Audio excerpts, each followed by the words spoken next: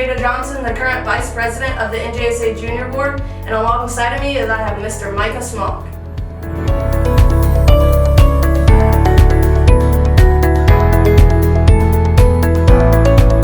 Shaffer's Goldrush started back in the early 1960s with my father, Clyde Sr., Clyde Shaffer. He started, him and Mom, Ginger, started with 5 Duroc sows on a rented farm over in the Gaston, Indiana area. In about 1963-64, we moved to Albany, just a mile from where we're actually at right now.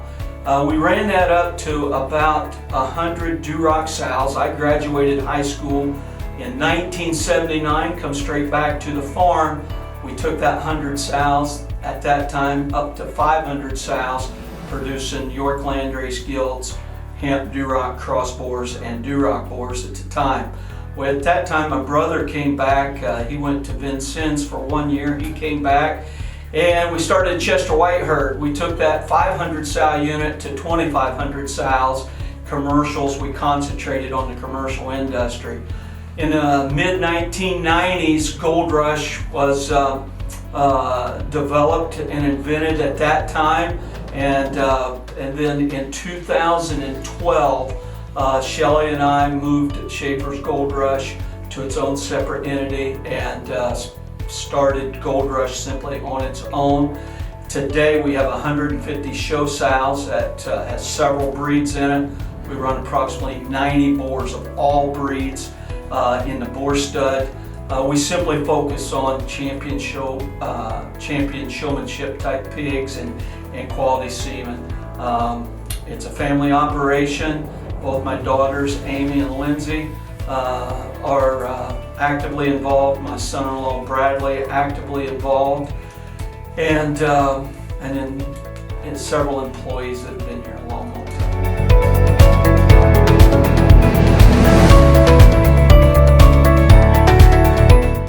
For Semen Collection, once the boar is collected, we do that over at our boar stud. We haul that semen back to our lab, and the lab is on the main farm, and we take it inside the lab, and the lab is always at 63 degrees. That's the temperature we want to store our semen at, so we have a temperature controlled room out there. So once we bring it into the lab, the bag is already labeled with the boar's name on it, so we know what boar it is. The first thing we do is we weigh that sample so we know how much fresh semen is in there. After the semen is weighed, what we do is we take a small sample and we put it on a slide and we look at it under the microscope. This, we're looking at the mobility of that semen. How much is it swimming? How much percentage? We take a guess. We're like, this is 90%, and we grade it. We grade it on a scale of 1 to 10. Most is graded at a 9. A 10 would be perfect. No boar gives perfect semen.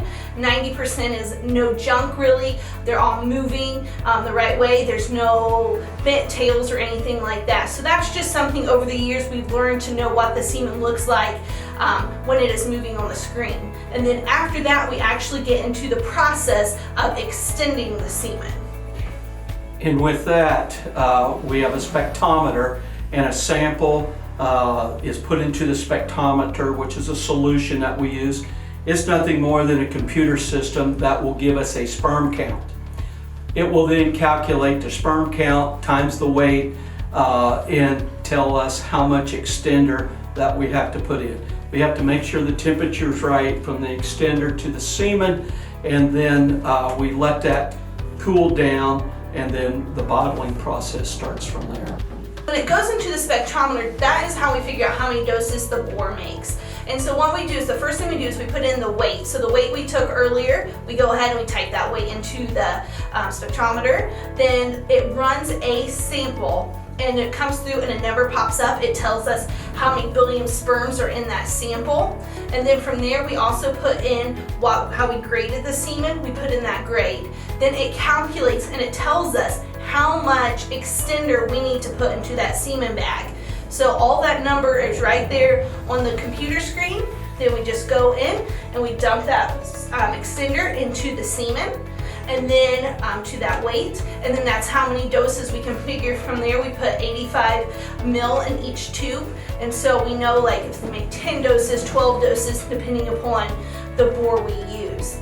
How the extender is kept is we have a hot water bath. So in this hot water bath, all the extenders set in the hot water bath, so it's always at the ideal temperature. And so our goal is the semen and the extender are basically the same temperature when we mix them, so that way there's no shock value going into that. And then we let the semen cool down before we would ship it out to you.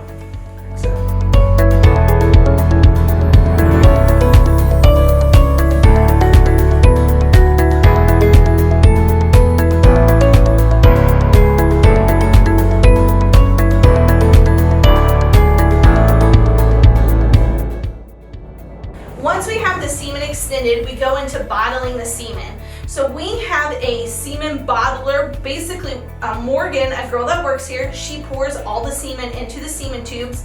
We put around 85 milliliters of semen volume in there. Then we stick it in a machine that heat presses the top of it. And then once that is done, the semen is sealed in there, kind of like a toothpaste bottle. It's kind of what that end feels like. And then if it's not cool, we set it out to finish cooling. And then after that, we put it up on our shelves. We have our shelves are all by breed and by bore. And then when we go to fill your order, we just pull it off the shelf, we package it, and it's ready to go.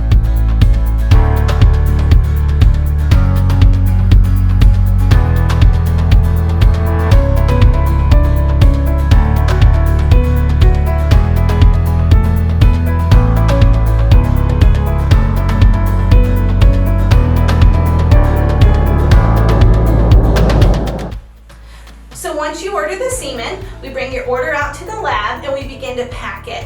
How we pack it is we ship it in a styrofoam box that is inside a cardboard box, and so there's 2 layers within that element. If you get any breeding supplies such as breeding rods, the first thing we do is we loop those in the bottom of the semen box or the cooler. And then on top of that, depending upon what the temperature is outside, if we're going to a really hot climate or really cold climate, we'll put a gel pack in that corresponds to that. So when it's really hot, we put freeze packs in there. And like in the winter when it's really cold, we'll put hot packs in there. Then we put some peanuts on there. We put all the semen in what we call a silver pouch. A silver pouch, we can get up to about 10 to 12 doses in there. We put a gel pack in there, we call that a room pack. Again, the room is always at 63 degrees, so it's a 63-degree pack. We close that, we set that on top. Then we put more packaging peanuts on there, and then we put another bubble wrap on top, and then we package it how the temperature is. We always print weather maps out every day of the United States, so we always know what the temperature is. We try our best to keep that semen right around that 63-degree mark while it is shipping. So then we put that on top. We usually put a catalog or calendar or whatever our giveaway is at that time, and then we tape it up, put our UPS label on, and then our UPS guy Joe will come about 5:30 and pick it up, and it'll be on the way to your house.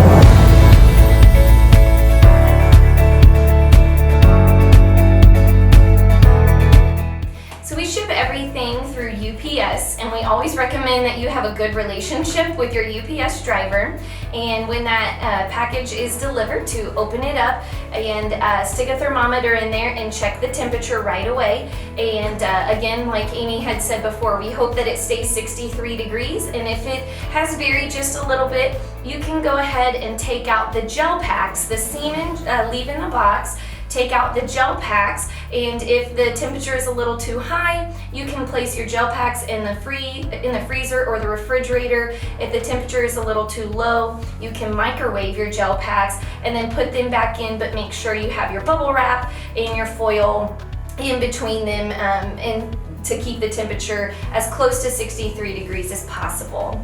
If you have the means to have a semen cooler, we always recommend that. Sometimes people like to buy wine coolers at Walmart. They're a lot cheaper, and you can just set them either on 17 degrees Celsius or 63 degrees Fahrenheit.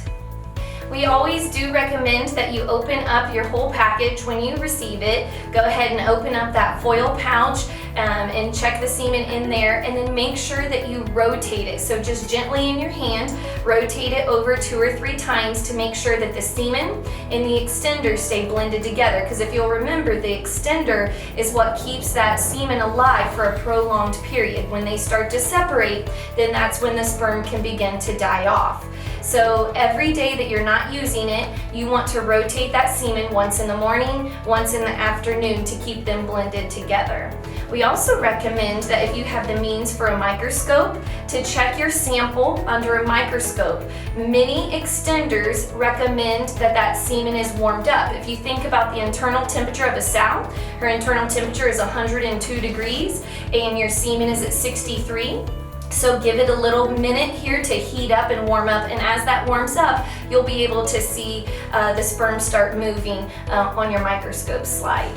And then if you go back to your box, all of your supplies should be packaged on the bottom, and then you can just pull those out. And again, we can't stress enough to just recommend having them in a cool place, again about 63 degrees. And when you're ready to go breed your sow, you can just take your box with you and you'll be set up for success.